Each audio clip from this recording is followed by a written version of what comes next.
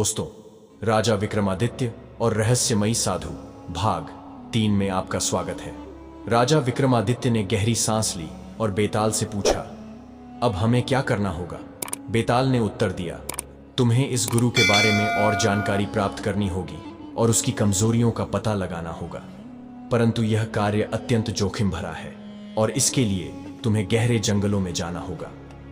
राजा विक्रमादित्य ने अपने सैनिकों को तैयार रहने का आदेश दिया और गहरे जंगलों की ओर प्रस्थान किया। गहरे जंगल में प्रवेश करते ही वातावरण और भी भयावह हो गया।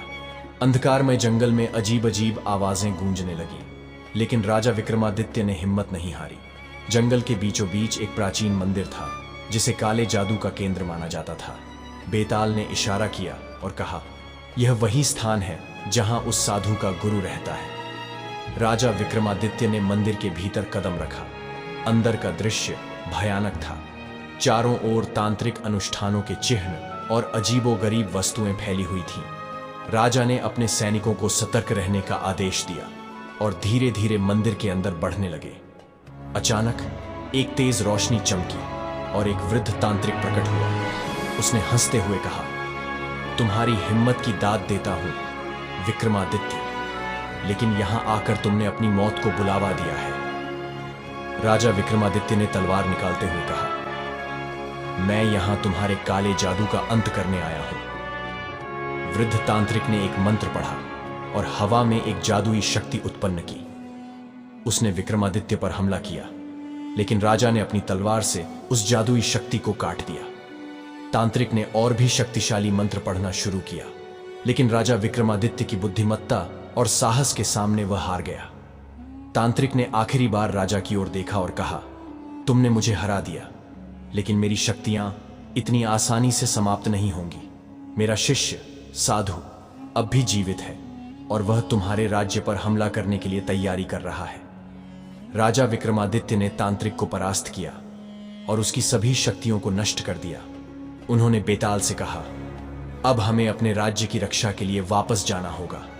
साधु ने अपने गुरु से बड़ी शक्तियां प्राप्त की होंगी। बेताल ने सहमति में सिर हिलाया और कहा, हां राजा, हमें जल्द से जल्द वापस जाना होगा और अपने राज्य की सुरक्षा के लिए तैयारियां करनी होंगी। राजा विक्रमादित्य और उनके सैनिकों ने गहरे जंगल से निकलकर उज्जैन की ओर प्रस्थान किया।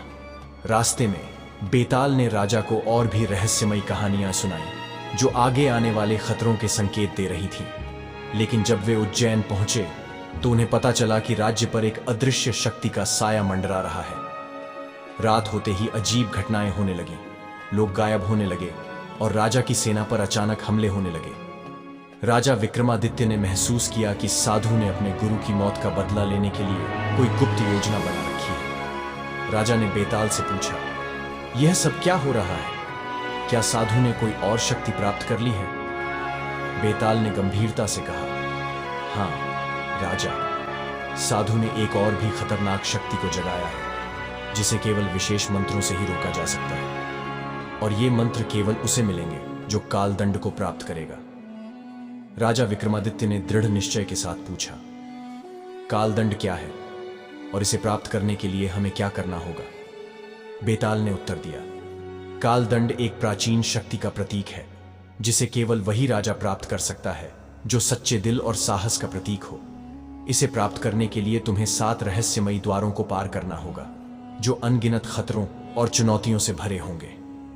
राजा विक्रमादित्य ने अपनी तलवार म्यान में डाली और दृढ़ संकल्प के साथ कहा, मैं किसी भी चुनौती का सामना करने के लिए तैयार हूं। चलो, हमें जो करना है वह करेंगे।